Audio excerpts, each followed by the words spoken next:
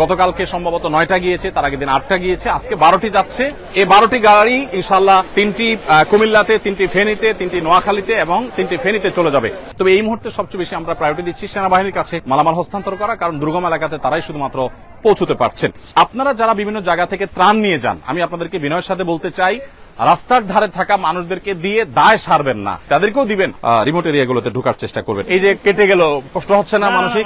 দেশের জন্য করতেছি আমরা, দেশের মানুষের জন্য করছেন। কত আবেগ মানুষের, কত উচ্ছ্বাস, সেটা আসলে এখানে না আসলে, না দেখলে বোঝা যাবে না। আমাদের টিমের সদস্যরা কখনো মসজিদে, কখনো কোনো স্কুলে, এক এক দিন এক এক জায়গা থেকে তারা কাজ করছে। একটু আসসালামু আলাইকুম ওয়া রাহমাতুল্লাহি ওয়া বারাকাতুহু। সুপ্রিয় দর্শক শ্রোতা ভাই বোন, আমরা গতকাল সারাদিন ফেনীতে ছিলাম, আগের দিন রাতভর ফেনী, নোয়াখালী, লক্ষ্মীপুর এলাকাতে আমরা থেকেছি এবং আজকে ভোরে আমি এসে ঢাকায় পৌঁছলাম। আজকের দিনটা থেকে আবার আগামীকাল হয়তো আমি ইনশাআল্লাহ উপদ্রুত এলাকায় যাব। ফেনীতে আমি নিজে যা দেখেছি সেটি আপনাদের কাছে একটু বর্ণনা দিতে চাই, বিশেষ করে এই মুহূর্তের সেখানকার যে চ্যালেঞ্জগুলো এবং সেগুলো আমরা কিভাবে উত্তরণ করতে পারি সে সম্পর্কে আমি আমার ক্ষুদ্র অভিমত ব্যক্ত করতে চাই। সেই সাথে আমার নিজের চোখে দেখা কিছু দৃশ্য, কিছু ঘটনাবলী এর বিবরণ আমি দিতে চাই আপনাদের কাছে। প্রথমত যেটি বলতে চাই তা হলো, বন্যা পরিস্থিতি একদিক থেকে উন্নত হচ্ছে, আরেক দিক থেকে অবনতির দিকে যাচ্ছে। আমরা জানি যে ফেনী শহরের পানিগুলো আস্তে আস্তে কমছে এবং কোন কোন থানাতে পানি কমলেও নতুন করে আবার দাগনভূঞাতে এবং আরো কিছু কিছু থানাতে নতুন করে পানি বাড়ছে। নোয়াখালীতে, লক্ষ্মীপুরে, এই সমস্ত এলাকাগুলোতে আমরা জানি যে পানি বাড়ছে। তো এই যে পরিস্থিতি চলছে, এই পরিস্থিতিতে আসলে কতদিনে আমরা পুরো স্টেবল পরিস্থিতিতে যেতে পারবো সেটা একমাত্র আল্লাহ তাআলা ভালো জানেন। নতুন করে যে এলাকাগুলো প্লাবিত হচ্ছে সেগুলোতে এখানকার পানিগুলো সেদিকে চলে যাচ্ছে। তো এই পরিস্থিতিতে কোন কোন জায়গায় নতুন করে বিপর্যয় সৃষ্টি হচ্ছে, আবার সেখানে উদ্ধার তৎপরতা চালানোর প্রয়োজন দেখা দিয়েছে। ফেনীর কিছু কিছু জায়গা আছে যে জায়গাগুলো এখনো পর্যন্ত কোন প্রকার ত্রাণ সেখানে আমরা সাধারণ মানুষ পৌঁছতে পারছি না। তমদিকে পরশুরাম আছে, ছাগলনাইয়া আছে, ফুলগাজী আছে, আরো অনেকগুলো থানা আছে, সোনাগাজী আছে। এই থানাগুলো বিশেষ করে আমি নিজের চোখে কালকে মিজান রোড থেকে একটা স্পিড বোর্ডে করে বিকাল 5:30 থেকে রাত 8:30 পর্যন্ত আমরা ছাগলনাইয়ার দিকে যাওয়ার চেষ্টা করেছি, মানে যতদূর যাওয়া যায়। আমরা আমাদের সাথে একটা ট্রাক্টর নিয়ে নিয়েছি, যে ট্রাক্টর পানিতে অনেক দূর চলতে পারে এবং সে ট্রাক্টরে আমরা বেশ কিছু ত্রাণের প্যাকেট নিয়েছি, আমাদের বোটে কিছু প্যাকেট নিয়েছি, বোট এবং ট্রাক্টর দুইটা নিয়ে গিয়েছি। ট্রাক্টর যতদূর যেতে পেরেছে গিয়েছে, তারপর আমরা বোটে গিয়েছি। এই পুরো জায়গাটাতে দেখার পর আমার কাছে যেটা মনে হয়েছে যে এখনো পরিস্থিতি অনেক বেশি ভয়াবহ। বিশেষ করে শত শত হাজার হাজার মানুষ গলা পানিতে তারা এই রোডটা দিয়ে, হসপিটাল রোড যেটাকে সদর হসপিটাল রোড বলে, এই রোডটা দিয়ে তারা পরশুরাম এবং ছাগলনাইয়ার দিকে যাওয়ার চেষ্টা করছেন। অনেকের পরিবার দূরের কোনো গ্রামে, কোনো বিল্ডিং এর ছাদে আশ্রয় নিয়েছে, তারা শহর থেকে তাদের জন্য ওষুধ নিয়ে যাচ্ছেন। এক একজন এক একটা অবস্থা। আমরা চেষ্টা করেছি সেখানে যাদের কাছে খাবার নাই তাদের পরিবাররা এসছেন বা ওইদিকে যাচ্ছেন, তাদের কাছে আমরা শুকনো খাবার দিয়ে দেওয়ার চেষ্টা করেছি আমি নিজে হাতে। ওখানে যে অবস্থা, তার সবচেয়ে সে অবস্থাটাকে কঠিন থেকে কঠিনতর করে দিয়েছে যোগাযোগ ব্যবস্থা আর যে সমস্যা সেটি। আমরা জানি সেখানে মোবাইল যোগাযোগ ব্যবস্থা অনেকটাই ভেঙে পড়েছে কোন কোন জায়গায়। আমাদের যারা টিম মেম্বাররা আছে কাজ করছে তাদের একজন আরেকজনের সাথে কোঅপারেশন করতে পারছে না। ইতিমধ্যে আমরা শুনেছি যে সংশ্লিষ্ট কর্তৃপক্ষ তাদের এই সেবাটাকে সচল করবার জন্য চেষ্টা করছেন, কিন্তু দ্রুততর সময় এটা করা উচিত। এটা না করার কারণে অনেক গুজব ছড়াচ্ছে, অনেক মানুষ তার বাবা মার সাথে যোগাযোগ করতে পারছেন না, অনেকে নিজের সহকর্মীকে হারিয়ে ফেলে মনে করছেন তিনিও হয়তো মারা গেছেন। তো এরকম পরিস্থিতিতে আসলে আমাদের যে মোবাইল ফোনের নেটওয়ার্ক সেটা স্বাভাবিক করাটা খুব বেশি গুরুত্বপূর্ণ হয়ে পড়ছে। আমরা একটা বড় সমস্যা দেখতে পাচ্ছি ত্রাণ কার্যক্রম পরিচালনা করতে গিয়ে, সেটা হলো যে সমন্বয়হীনতা। এই সমন্বয়হীনতাটা চরম থেকে চরম আকার পৌঁছেছে। সবাই আসছে, শত শত ট্রাক মাল নিয়ে আসছে, কিন্তু কে কোথায় যাবে, কে কোথায় দিবে, স্থানীয়দের কোনো হেল্প যাদের নাই, বিশেষ করে তারা গলদঘর্ম হয়ে যাচ্ছে, রাস্তাগুলোতে আননেসেসারি জ্যামের সৃষ্টি হয়ে যাচ্ছে।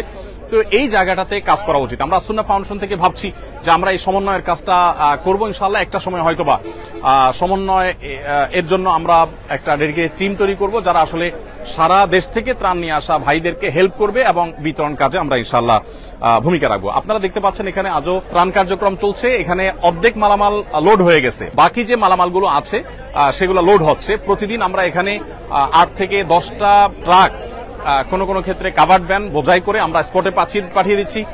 আজকে আমরা দেখতে পাচ্ছি যে ট্রাক এখানে লোড হচ্ছে আগামীকালকে বিতরণের জন্য। আজকে রাতে ইনশাআল্লাহ আমাদের এখান থেকে চলে যাবে হলো 12টি ট্রাক এবং কাভার্ড ভ্যান আজকে প্রস্তুত হয়েছে। অর্থাৎ এখানে যে মাল দেখতে পাচ্ছেন এই মালগুলো হলো আগামীকালকে বিতরণ হবে। প্রতিদিন এখান থেকে 8টা, 9টা, 10টা, 12টা করে ট্রাক। গতকালকে সম্ভবত 9টা গিয়েছে, তার আগের দিন 8টা গিয়েছে, আজকে 12টি যাচ্ছে এবং ইনশাআল্লাহ আগামী কালকে পরশু এভাবে যেতে থাকবে। কাভার্ড ভ্যানের ক্ষেত্রে একটু বলে রাখতে চাই, স্ট্রিট ফাস্ট তারা তাদের জায়গা থেকে তারা যত লরির প্রয়োজন হয় তারা সেটা আমাদেরকে দিয়ে হেল্প করছেন। 4টা গাড়ি আজকে দিয়েছেন এবং সর্বক্ষণ তারা হেল্প করছে এবং যত গাড়ি লাগে তারা দিবে বলেছেন। ইতিমধ্যে কয়েকদিন ধরে তারা গাড়ি দিয়েছেন। আমরা এখানে স্ট্রিট ফাস্টের গাড়িগুলো দেখতে পাচ্ছি, এই গাড়িগুলো দাঁড়িয়ে আছে আর যারা সিরিয়ালে দাঁড়িয়ে আছেন তারা মূলত গাড়িগুলো লোড করছেন। একটা গাড়ি লোড হয়ে গেছে, আমরা জানি, সেটা দরজা বন্ধ করা হচ্ছে। এই গাড়িটা চলে গিয়ে আরেকটা গাড়ি এখানে দাঁড়ালে সেটাতে আবার লোডের কাজ শুরু করা হবে। তো এভাবে একটার পর একটা গাড়ি যখন লোড হয় তখন এটা পাশে সিরিয়ালে দাঁড় করানো হয় এবং একসাথে এগুলো উপদ্রুত এলাকায় চলে যায়। আমরা এখানে দেখতে পাচ্ছি নতুন করে শেড হয়েছে, সেই শেডে আমাদের ভাইয়েরা তেল ইত্যাদি প্যাকেজ করেছে, সেগুলো তেল ইত্যাদি প্যাকেট করছে, সেগুলো রাখার কাজ করছে। আমি পাশাপাশি আরেকটা আপডেট একটু হেল্প চাই আপনাদের। জাযাকুমুল্লাহ খাইর, সবাই ভালো আছেন? আপনারা কি নতুন ট্রাকের অপেক্ষায় আছেন? মাশাআল্লাহ। তাহলে আমরা ভাইদের সাথে কথা বলতে বলতে আগেই আপনারা কাজও করবেন আবার দোয়াও করবেন। বিশেষ করে উপদ্রুত এলাকাতে যে মানুষ কষ্টে আছে সে কষ্ট লাঘব যেন হয়। প্রত্যেকে সর্বোচ্চ আন্তরিকতা দিয়ে কাজ করব, পরিশ্রম করব আল্লাহর জন্য এবং নিজের সর্বোচ্চ বেটারটুকু আমরা দেব ইনশাআল্লাহ। এবং আমাদের যে সমস্ত ভাইয়েরা কাজ পাচ্ছেন না, আপনারা জানেন যে এখানে শত শত হাজার হাজার মানুষ কাজের জন্য আসছেন। যারা কাজ পাচ্ছেন না তারা অন্যদেরকে সাধারণত বলে থাকেন যে আপনারা একটু সরেন, আমরা একটু কাজ করি আপনাদের জায়গায়, আপনি একটু রেস্ট করেন। তো এরকম একটা কম্পিটিশন এখানে চলছে আলহামদুলিল্লাহ। বাংলাদেশের মানুষ একে অন্যের জন্য যে জীবন দিতে প্রস্তুত, বিশেষ করে জাতীয় দুর্যোগে যে সবাই ঝাঁপিয়ে পড়তে প্রস্তুত, সে বিষয়টি আমরা আবারও খুব ভালোভাবে প্রত্যক্ষ করলাম। আপনারা নীরবতার সাথে আবার কাজ শুরু করে দেন, মাশাআল্লাহ, জাযাকুমুল্লাহ খাইর। এখানে নতুন আরেকটা ট্রাক কাভার্ড ভ্যান সিরিয়ালে এসেছে, সেটাতে মাল লোড হওয়া শুরু হয়েছে। আমরা জানি যে অনেকগুলো কাভার্ড ভ্যান ভরা হয়ে গেছে। আজকে সাকুল্যে আমাদের 12টি কাভার্ড ভ্যান এবং ট্রাক মিলিয়ে সাকুল্যে 12টি গাড়ি ইনশাআল্লাহ বোঝাই হবে। এই 12টি গাড়ি ইনশাআল্লাহ 3টি কুমিল্লাতে, 3টি ফেনীতে, 3টি নোয়াখালীতে এবং 3টি ফেনীতে চলে যাবে। তবে আমরা আশা করছি যে আরো কিছু মালামাল প্রস্তুত হলে আমরা সেটা বাংলাদেশ সেনাবাহিনীর কাছে ইনশাআল্লাহ আমরা হস্তান্তর করব। আমি আপনাদেরকে একটু বলতে চাই, যারা ঢাকা থেকে ফেনী যাচ্ছেন, বিশেষ করে ত্রাণ কার্যক্রম পরিচালনা করার জন্য যারা যাচ্ছেন, তারা যদি কিছু বিষয় খেয়াল রাখেন তাহলে খুব বেশি ভালো হয়। কুমিল্লা বিশ্ব রোড পদুয়ার বাজার যেটা, এটা হয়ে সোনাইমুড়ি হয়ে চৌমুহানি হয়ে আপনি ফেনীতে গেলে এই রুটটা তুলনামূলকভাবে সেফ এবং ভালো রাস্তাটা। আর সরাসরি যারা ফেনীতে যাচ্ছেন মাইলকে মাইল সিরিয়াল পড়ে থাকছে গাড়িগুলো এবং বেশ কঠিন একটা পরিস্থিতি তৈরি হচ্ছে। অতএব এটা হলো যাওয়ার ক্ষেত্রে আমরা বলবো, অনেকেই স্পিড বোট এবং নৌকা নিয়ে যাচ্ছেন, তাদের ক্ষেত্রে একটা সতর্কীকরণ আমি করতে চাই যে স্পিড বোট যারা নিচ্ছেন এক্সপার্ট ড্রাইভার যেমন নিবেন, আবার রিপেয়ারের ব্যবস্থাও যেন থাকে। অনেকে নৌকা নিচ্ছেন, নৌকা পানিতে ছেড়ে দিচ্ছেন আর ছিদ্র হয়ে যাচ্ছে, সেখানে রিপেয়ার, কারণ সেখানে তো আসলে নদী নির্ভর বা খাল নির্ভর। অতএব সেখানে আমরা বলবো যে আপনারা যথাসম্ভব রিপেয়ারের ব্যবস্থা রাখবেন। কোথাও ফুটা হয়েছে, আঠা দিয়ে আবার পানিতে নামাই দিলেন, আবার সে নৌকা ডুবে যাচ্ছে।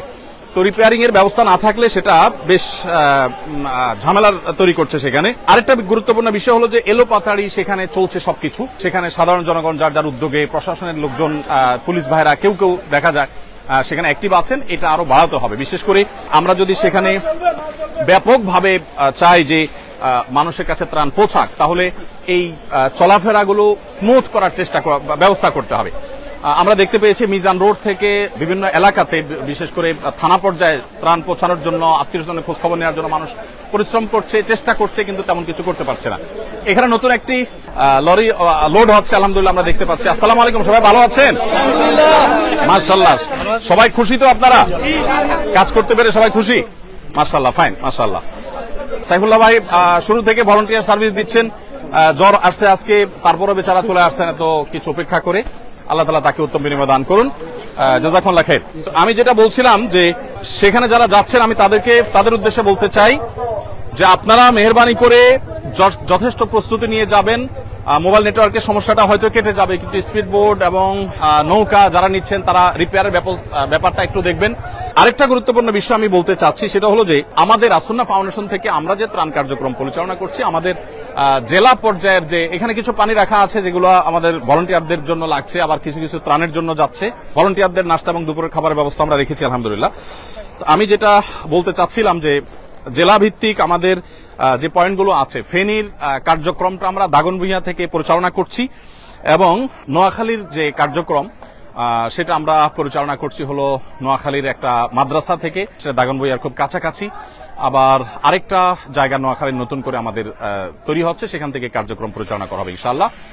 আমরা আল্লাহ যদি তৌফিক দান করেন নোয়াখালী এবং ফেনীর প্রত্যেকটা এলাকাকে কভার করব। লক্ষ্মীপুরের আমাদের যে পয়েন্ট সেটি হলো টুমচর থেকে আমরা আমাদের কার্যক্রম পরিচালনা করছি এবং টুমচর মাদ্রাসা থেকে লক্ষ্মীপুরের চতুর্দিকে আমরা যতদূর সুযোগ পাচ্ছি ততদূর আমরা কাজ করছি। আর কুমিল্লাতে ঢাকা কুমিল্লা মহাসড়কের উপর একটা বড় মাদ্রাসাকে আমরা ক্যাম্প করেছি, সেটাকে মূল পয়েন্ট করে সেখান থেকে আমরা আমাদের সমস্ত মালামালগুলো রেখে ছোট ছোট গাড়িতে করে ট্রলারে করে সেগুলো বিভিন্ন এলাকায় পাঠিয়ে দিচ্ছি। তবে এই মুহূর্তে সবচেয়ে বেশি আমরা প্রায়োরিটি দিচ্ছি সেনাবাহিনীর কাছে মালামাল হস্তান্তর করা, কারণ দুর্গম এলাকাতে তারাই শুধুমাত্র পৌঁছতে পারছেন। আমি একটা কথা বিশেষভাবে বলতে চাই, সাধারণ মানুষ যারা এখনো বিভিন্ন জায়গায় আটকে আছেন তাদেরকে উদ্ধারের কাজটা আরো জোরদার হওয়া উচিত। আমাদের সেনাবাহিনী এবং নৌবাহিনী, বিমান বাহিনী সহ বিভিন্ন বাহিনীর সদস্যরা, ব্যক্তিবর্গ তারা তাদের জায়গা থেকে কাজ করছেন, কিন্তু আমার কাছে মনে হয়েছে যে রিমোট এরিয়াগুলোতে অনেক মানুষ 2 দিন 3 দিন না খেয়ে আছে, বিশুদ্ধ পানি নেই, হাহাকার চলছে। মানুষ আমাদের কাছে হাতে পায়ে ধরছে যে মাল পাঠান, আমাদের কাছে মাল রেডি, শুধু আমাদের কাছে নয়, শত শত ট্রাক সিরিয়ালে আছে, কিন্তু এই মালগুলো যে পৌঁছানো হবে তার জন্য আসলে তেমন কোনো ব্যবস্থাপনা নেই। তো বাংলাদেশ সেনাবাহিনীর সদস্যবৃন্দ তারা উদ্ধার কাজও করছেন। আবার এদিকে আমরা জানি নতুন নতুন জেলা উপদ্রুত হচ্ছে, সেই জেলাগুলোতে তারা কাজ করছেন, যার কারণে আসলে এত বেশি জেলা এফেক্টেড হয়ে গেছে, 11টি জেলা এফেক্টেড হয়ে গেছে, চাপটা অনেক বেশি পড়ে গেছে। তারপর আল্লাহ তাআলা আমাদেরকে সাহায্য করুক। আমি আমার একটু তিক্ত অভিজ্ঞতা আপনাদের সাথে শেয়ার করতে চাই। আমরা দেখেছি যে যারা সেখানে ত্রাণ দিতে যাচ্ছেন তারা অনেকেই উদ্ধার কাজে নেমে যেতে হচ্ছে, কারণ এমন এমন বৃদ্ধ মানুষ আছে যে বৃদ্ধ মানুষগুলোকে দেখে আপনি আসলে ঠিক থাকতে পারবেন না। আমি গতকালকে আমার বোটে করে আমরা যখন পরশুরাম এবং ছাগলনাইয়ার দিকে যাওয়ার চেষ্টা করছিলাম, সেই বোটে আমরা বোট থেকে লক্ষ্য করলাম যে 2 জন তরুণী, তাদের একজন সাথে একজন পুরুষ আছেন, তারা গলা পরিমাণ পানি দিয়ে হেঁটে হেঁটে আসছেন। তাদের অবস্থা দেখে বোঝা যাচ্ছে তারা ক্লান্ত এবং তারা ফেনী শহর পর্যন্ত যেতে এখনো তাদেরকে আরো হয়তো ঘন্টাখানেক হাঁটা লাগবে পানিতে। আমি আমার বোট থেকে কিছু লোককে নামিয়ে তাদেরকে তুলে নিলাম এবং জিজ্ঞেস করলাম যে আপনাদের কি অবস্থা, আমাদেরকে একটু বলেন। তখন তারা বললেন যে তাদের মা গত 4 দিন 5 দিন যাবৎ পর্যন্ত তাদের মায়ের সাথে কোনো যোগাযোগ করতে পারছেন না, তিনি আদৌ বেঁচে আছেন না মারা গেছেন তারা জানেন না। তারা বলেছেন যে আমরা ঢাকা চিটাগাঙে ভাই বোন থাকেন, তারা এসে মহিপাল একটা হোটেলে উঠেছেন এবং প্রতিদিন গত 4-5 দিন যাবৎ প্রতিদিন সকালে তারা এই পানি ভেঙে মাইলকে মাল তারা যেতে থাকেন কিছু দূর যাওয়ার পর, আর তাদের 4-5 দিন যাবৎ তারা প্রতিদিন সকালবেলা ফজরের পর থেকে নিয়ে তারা হাঁটা শুরু করেন, অনেক দূর পর্যন্ত যান, 3 কিলোমিটার 4 কিলোমিটার 5 কিলোমিটার পর্যন্ত তারা যান, কিন্তু সেখানে গিয়ে আসলে কোনো কুলকানা করতে পারে না। কিছু দূর যাওয়ার পরে দেখা যায় পানি কম, স্কুল চলছে না, আবার কিছু দূর যাওয়ার পর অনেক গভীর, হেঁটে যাওয়া যাবে না। মানে পুরো পরিস্থিতিটা এমন যে রিমোট এরিয়াতে আসলে কোনোভাবে মানুষ যে সেখানে ঢুকবে, সেখানে গিয়ে উদ্ধার কাজ করবে বা ত্রাণ তৎপরতা চালাবে, এই কাজগুলো করতে পারছে না। এগুলো তো বটেই, এমনকি যেটা বললাম আত্মীয় স্বজনকে না পেয়ে মানুষ কিন্তু দিশেহারা, মানুষ কিন্তু নানাভাবে প্রত্যেকটা মানুষ কষ্টে আছে। আমি যে 2টি বোনের কথা বললাম, তারা 5 দিন যাবৎ সকাল থেকে সন্ধ্যা পর্যন্ত তারা শুধু হেঁটে যান আর আসেন, কিন্তু পরশুরাম থানায় তাদের বাড়ি, সেখান পর্যন্ত তারা পৌঁছতে পারে না। তো এই হলো পরিস্থিতি যে সাধারণ মানুষের কষ্ট এটা এতটা চরমে পৌঁছেছে যে না নিজের চোখে না দেখলে সেটা আসলে বলে বোঝানো কঠিন। আমি অনেক মানুষের সাক্ষাৎকার নেওয়ার চেষ্টা করেছি। এক ভাইকে পেয়েছি, ইয়াং ম্যান, তিনি কুমিল্লায় চাকরি করেন কোথাও, সেখান থেকে তিনি এসেছেন। কুমিল্লা থেকে যে আসলেন তিনি তার মায়ের বাবার খোঁজ খবর নিচ্ছেন, কোনো খোঁজ খবর নাই এবং আদৌ তারা বেঁচে আছেন কিনা, কোথায় আছেন জানেন না, ঘর বাড়ি আছে কিনা জানেন না, ঘর বাড়িতে যাওয়ারও কোনো ব্যবস্থাপনা নেই। তো এই জিনিসটা বড় কঠিন, বিশেষ করে মোবাইল নেটওয়ার্ক এইভাবে ভেঙে পড়েছে এবং এটা আপনার অকার্যকর হয়ে গেছে অনেকটা, যে বেশিরভাগ ক্ষেত্রে মোবাইলে যোগাযোগ করা যাচ্ছে না। এমনকি আমাদের যারা টিম মেম্বাররা আছে কাজ করছেন তাদেরকেও আমরা যোগাযোগ করতে পারছি না, যার কারণে ত্রাণ কাজ কিন্তু ব্যাপকভাবে ব্যাহত হচ্ছে। এখানে আমরা দেখতে পাচ্ছি যে প্রস্তুত হওয়া যে প্যাকেটগুলো, বেশ বড় সড়ো প্যাকেট, এখানে 10 কেজি করে চাল, 2 কেজি করে ডাল, তারপরে তেল, লবণ, চিনি সবকিছু এখানে আছে। এগুলো এখানে আমরা দেখতে পাচ্ছি 2টা ট্রাকে লোড হচ্ছে। আবারও আমি স্ট্রিট ফাস্টকে ধন্যবাদ জানাতে চাই, তারা আমাদেরকে কাভার্ড ভ্যান দিয়ে হেল্প করেছেন। এখানে তেল আমরা দেখতে পাচ্ছি এক প্রান্ত থেকে অপর প্রান্ত পর্যন্ত সবগুলো, এখানেও বেশ কিছু তেল এবং লবণ এখানে আছে আমরা দেখতে পাচ্ছি। 2 পাশে বোঝাই করা তেল এবং লবণের সারি, আর এই পাশে তেলের যে সারিগুলো আছে আমরা দেখতে পাচ্ছি, এই পাশ থেকে নিয়ে একেবারে শেষ মাথা পর্যন্ত এগুলো সবগুলোই হলো তেলের কার্টুন। 2 লিটার করে আমরা তেল দিচ্ছি প্রত্যেকটা প্যাকেজের মধ্যে। এখানে আমরা দেখতে পাচ্ছি খেজুরের প্যাকেজ হয়েছে। আমরা জানি 4-5টা খেজুর একটু পানি খেলে একবেলা খাবারের কাজ অনেক ক্ষেত্রে হয়ে যায়। এই জন্য প্রত্যেক ফ্যামিলিকে একটা করে প্যাকেট আমরা খেজুর দিচ্ছি মোটামুটি। আমাদের এখানে যারা কেউ যদি আহত হন বা শারীরিক অসুস্থতা ফিল করেন তাহলে তাদের জন্য প্রাথমিক ট্রিটমেন্ট দেওয়ার ব্যবস্থা এখানে আছে, আমরা দেখতে পাচ্ছি। আমাদের ভাইরা কাজ করছে। আসসালামু আলাইকুম, ভালো আছেন? ভালো আছেন? হ্যাঁ ভাই, আপনি অসুস্থ অনুভব করছেন? একবার চালের বস্তা নেওয়ার পরে একটু মানে মাথাটা ঘুরাতে পারছি না খুব একটা। ইন্নালিল্লাহ, ব্যথা অনুভব করছেন? হ্যাঁ একটু না, তারপরে মানে প্রথমে ইয়াতেই সমস্যা হয়েছিল, তারপরে আমি দীর্ঘক্ষণ চালের বস্তা নিয়েছি। এখন স্প্রে করার পর কি একটু ভালো অনুভব করছেন? ব্যথা হয়েছে ভাইয়ের, সেজন্য স্প্রে করে তাকে সাময়িক এবং তৎক্ষণাৎ যে তার ব্যথাটা সেটা রিমুভ করার চেষ্টা করা হয়েছে আলহামদুলিল্লাহ। কি নাম আপনার ভাই? আমার নাম মোহাম্মদ মুকুল মাহমুদ। মুকুল মাহমুদ ভাই, মাশাআল্লাহ। এরকম আরো অনেক ভাইরা আছেন যারা আসলে কোনো কারণে অসুস্থ হয়ে পড়লে সাথে সাথে এই যে আরেক ভাইকে আমরা দেখতে পাচ্ছি। আসসালামু আলাইকুম, কি নাম আপনার? কাচলক, সমস্যা নাই। মোহাম্মদ মেহেদী হাসান। আপনার কি হয়েছে? কি ট্রাক থেকে ডাল উপর থেকে টানার সময় হাতে ফুলে গেছে আর কি। ইন্নালিল্লাহ। আপনি কোথায় কি করেন? আমি ডেলিভারি কাজ করতেছি। কিসে? এটা হচ্ছে গুলশান ডিসিসি মার্কেটে। আচ্ছা, মাশাআল্লাহ, ডেলিভারি কাজ করেন। এখন আপনি এখানে স্বেচ্ছায় শ্রম দিতে এসেছেন। মাশাআল্লাহ, আল্লাহ তাআলা আপনার হাত ভালো করে দেখ। এই যে কেটে গেল, কষ্ট হচ্ছে না মানসিক? দেশের জন্য করতেছি আমরা, এই কষ্ট দেশের মানুষের জন্য করছেন। কত আবেগ মানুষের, কত উচ্ছ্বাস, কত আনন্দ, কত মানুষের উদ্যম কাজের জন্য, সেটা আসলে এখানে না আসলে না দেখলে বোঝা যাবে না। যারা আমাদের টিম কাজ করছে ওখানে স্পটে, তাদের কষ্ট বর্ণনার অতীত। নাওয়া নেই, খাওয়া নেই, কোনো কিছু ঠিক ঠিকানা নেই। আমাদের টিমের সদস্যরা কখনো মসজিদে, কোনো স্কুলে, এক এক দিন এক এক জায়গা থেকে তারা। ভাই, আপনি কি করেন বললেন? আমি স্টুডেন্ট, চাকরির প্রস্তুতি নিচ্ছি আর কি। মাশাআল্লাহ, আল্লাহ তাআলা আপনার রাজশাহী বিশ্ববিদ্যালয় থেকে পড়াশোনা করেছেন ভাই, আল্লাহ তাআলা আপনার হালাল উপার্জনের ব্যবস্থা করে দেখ, আমরা মনে প্রাণে দোয়া করি। মাশাআল্লাহ, আপনি আজকে প্রথম আসছেন এখানে? জি। মাশাআল্লাহ, আল্লাহ তাআলা কবুল করুক। জাযাকুমুল্লাহ খাইর। ইনশাআল্লাহ। তো আমরা দেখেছি এখানে মাশাআল্লাহ কাজটা, খেজুরের কাজটা এখানে হচ্ছে। খেজুরের পাশাপাশি এখানে দেখতে পাচ্ছি খেজুরের স্তূপটা এখানে আছে, এখানে কার্টুনগুলো রাখা আছে। এখান থেকে খেজুর প্যাক হয়ে এখানে আসছে এবং আমরা বস্তার লাইনটা একটু দেখাতে চাই। একেবারে নরমাল খেজুর দিলে অনেকেই খেতে পারবেন না বা ভালো লাগবে না, সেজন্য আমরা মিডিয়াম কোয়ালিটি অন্তত যাতে এনশিওর করা যায় সেজন্য চেষ্টা করেছি আলহামদুলিল্লাহ। আসসালামু আলাইকুম, আপনারা ক্লান্ত, রেস্ট করতেছেন? আচ্ছা, ঠিক আছে। এইদিকে আমরা দেখতে পাচ্ছি এগুলো হলো আমাদের ডাল, মসুর ডাল। এগুলো কিন্তু আজকের, এগুলো আমরা যা দেখতে পাচ্ছি সব কিন্তু আজকের মালামাল। প্রতিদিন এর মালামাল প্রতিদিন আসে, এই সাইড থেকে ট্রাকে আনলোড হয়, প্যাকেট করার পর সেটা আবার লোড হয়ে চলে যায়। তো এদিকে আমরা দেখতে পাচ্ছি মসুর ডাল, সেটা 2 কেজির প্যাকেট এখানে ভর্তি হয়ে বড় প্যাকেজের মধ্যে সেটা ঢুকে যাচ্ছে। এখানে আমরা দেখতে পাচ্ছি এগুলো হলো চাল, ওই পাশে চালের স্তূপ। আজকে যেহেতু দিনের অনেকটা শেষ, অতএব কাজ হয়ে গেছে। এখানে যে চাল দেখতে পাচ্ছি আমরা, সেটা আজকের যে কাজ সেটা হয়তো 50% হবে না, 1/3 হয়তো বা হতে পারে। বাকি কাজগুলো আমাদের হয়ে গেছে। এগুলো সবগুলো কাজ হবে, আবার সেগুলো লোড হবে। এগুলো 10 কেজি করে চালের প্যাকেট এখানে আছে, যেগুলো এখানে স্তূপ আছে। ওই পাশেও চালের বেশ কিছু বস্তা আছে। তো প্রিয় দর্শক, আমি শেষ করব, বিশেষ করে আরো একটা পয়েন্ট আপনার সাথে শেয়ার করতে চাই। সেটা হলো যে আমরা জেলা ভিত্তিক প্রত্যেকটা জেলাতে আমাদের পয়েন্ট করেছি, সেখানে আমাদের টিম কাজ করছে আলহামদুলিল্লাহ। আপনারা যারা বিভিন্ন জায়গা থেকে ত্রাণ নিয়ে যান, আমি আপনাদেরকে বিনয়ের সাথে বলতে চাই, রাস্তার ধারে থাকা মানুষদেরকে দিয়ে দায় সারবেন না। রাস্তার পাশে থাকা মানুষগুলোও নিডি, তাদেরকেও দিবেন ডেফিনেটলি, কিন্তু সেখানে দিয়ে দায় মুক্ত হওয়ার চেষ্টা করবেন না। আমরা গতকালকে দাগনভূঞার একেবারে ভেতরে যাওয়ার চেষ্টা করেছি। 3 ঘন্টা ট্রাক্টর, তারপরে নৌকা, বিভিন্ন কিছুতে করে একদম জায়গা পর্যন্ত পৌঁছার আমরা চেষ্টা করেছি। এবং ছাগলনাইয়া পরশুরাম রোডে আমরা যতদূর পেরেছি গিয়েছি, কিন্তু একেবারে মূল যে এফেক্টেড এরিয়া সেখানে আসলে যাওয়ার মতো পরিস্থিতি এখনো হয়নি। ঠিক একইভাবে আপনারা যারা কাজ করছেন, আমি বলবো যে সীমিত পরিসরে কাজ করলেও চেষ্টা করবেন স্থানীয় রিলায়েবল এবং বিশ্বস্ত মানুষদের সাথে কথা বলে তাদেরকে সাথে নিয়ে আপনি ভেতরে যাবেন এবং যথাসম্ভব রিমোট এরিয়াগুলোতে ঢোকার চেষ্টা করবেন। আল্লাহ তাআলা আমাদের সবাইকে তৌফিক দান করুন। সেখানকার পরিস্থিতি আসলে একেবারে নিশ্চিন্ত হওয়ার মতো কোনো পরিস্থিতি তো নাই, বরং এখনো 4-5 দিন পর্যন্ত বহু পরিবার পড়ে আছেন বিভিন্ন জায়গায়, তাদের কাছে ত্রাণ পৌঁছানো দরকার। বাংলাদেশ সেনাবাহিনী সহ অনেকগুলো বিষয়িত প্রতিষ্ঠান, প্রশিক্ষিত বাহিনী, তারা কিন্তু সেখানে তাদের মতো করে কাজ করছে এবং তারা ত্রাণ পৌঁছানোর চেষ্টা করছে। সেটা আরো বলিষ্ঠভাবে, আরো শক্তিশালীভাবে যেন হয়, আমরা সেজন্য দোয়া করি। আল্লাহ তাআলা সবাইকে তৌফিক দান করুন। আল্লাহ তাআলা আপনাদের সবাইকে উত্তম বিনিময় দান করুন। সবাই ভালো আছেন তো? আপনি এদিকে আসেন। কি নাম আপনার? আমার নাম মোহাম্মদ আনিসুর রহমান। আপনি কি করেন? আমি এভাবে বিজনেস করি। একটু ওইদিকে দাঁড়ান, ওইদিকে দাঁড়ান। বিজনেস করি। আচ্ছা, কিসের বিজনেস? আমার প্যাকেজিং বিজনেস আছে।